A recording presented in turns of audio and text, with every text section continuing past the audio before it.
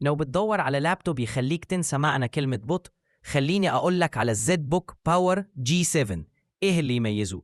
البروسيسور معاك i7 الجيل العاشر فئة اتش، يعني مش هتلاقي برنامج يقدر عليه، سواء كنت بتعمل مونتاج 4K، ريندر 3D، أو حتى لو فاتح 20 برنامج قدام بعض. الرامات 32 جيجا، يعني كل البرامج والتطبيقات هتشتغل زي الفل من غير تقطيع ولا تهنيج. التخزين 512 NVMe، يعني ملفاتك بتفتح في لمح البصر، وسرعة التشغيل هتبهرك. كارت الشاشة نيفيديا كوادرو تي 2004 جيجا، ده مش كارت عادي، ده كارت شغل محترفين للمصممين والمهندسين. اوتوكاد، بريمير، افتر افكتس كلها هتشتغل سلسة عليه. بص يا سيدي، الفايدة ايه؟ بناء متين من HP، مش هتقلق عليه بعد سنة ولا اتنين. شاشة دقيقة للألوان عشان شغلك يبقى بروفيشنال ومظبوط.